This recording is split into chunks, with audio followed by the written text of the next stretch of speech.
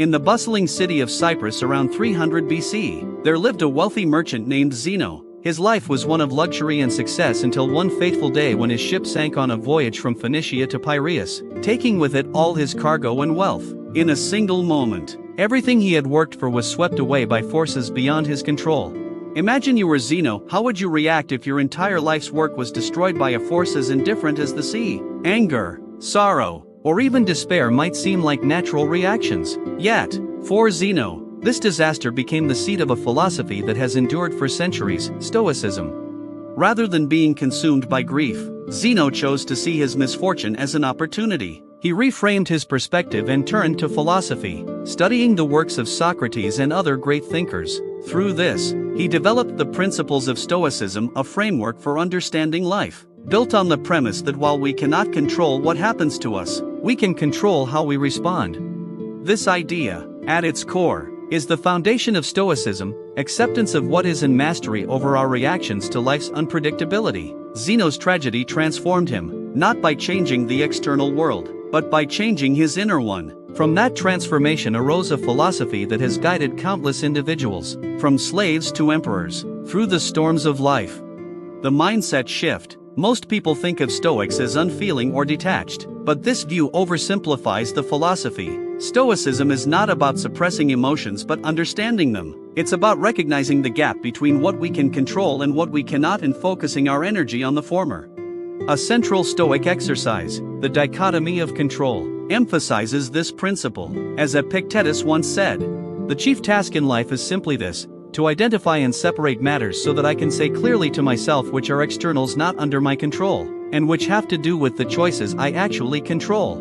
For Zeno, the sinking of his ship was beyond his control, but how he reacted to it was entirely within his power. Instead of lamenting his loss, he chose to embrace the wisdom that came from acceptance, laying the foundation for Stoicism's teachings.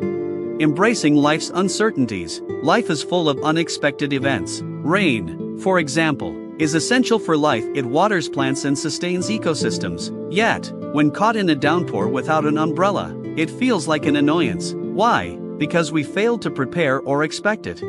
Stoicism teaches us to anticipate life's challenges in the same way we expect the rain, by imagining the worst-case scenarios. A practice called premeditatio malorum, premeditation of evils. We prepare ourselves mentally for adversity. This doesn't mean living in fear but cultivating resilience. When the inevitable happens, we face it with composure.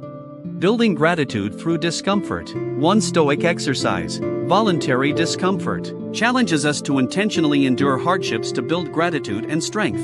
Sleep on the floor, take cold showers, or eat only the simplest foods for a few days. These practices remind us that even without life's comforts, we can survive and often thrive.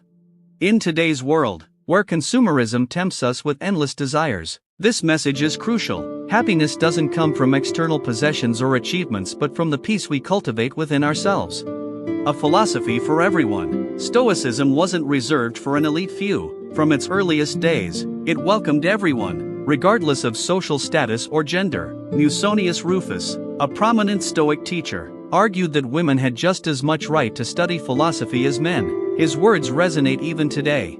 It is not men alone who possess eagerness and a natural inclination towards virtue, but women also. Women are pleased no less than men by noble and just deeds.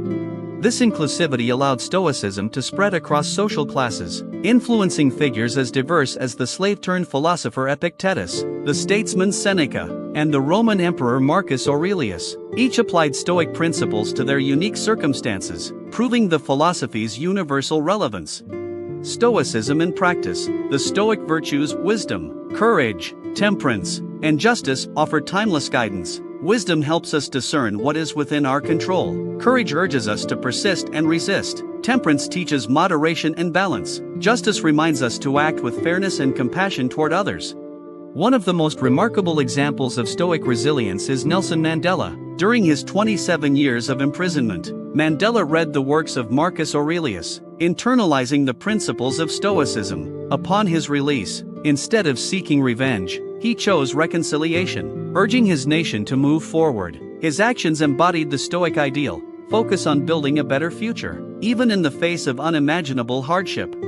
Modern applications. Today, Stoicism forms the foundation of therapies like rational emotive behavioral therapy, RABT, and logotherapy. These approaches teach us to challenge negative thought patterns and find meaning even in the darkest times. They remind us that while we can't always change our circumstances, we can change how we perceive them. Stoicism also offers practical lessons for everyday life. In a world obsessed with metrics, likes, views, and promotions, it's easy to tie our self-worth to external validation. But Stoics teach us to focus on effort, not outcomes. As Seneca said, learning to live with less will create space in your life for the things that truly matter to you. The Stoic legacy. Stoicism isn't about detachment from life but full engagement with it. Armed with the tools to navigate its unpredictability, it teaches us to live simply, act justly, and face challenges with courage. Life will always have its storms, but Stoicism reminds us that peace lies in how we sail through them. Whether we reach the shore or the ship sinks, we can find solace in knowing we lived with integrity, wisdom, and resilience.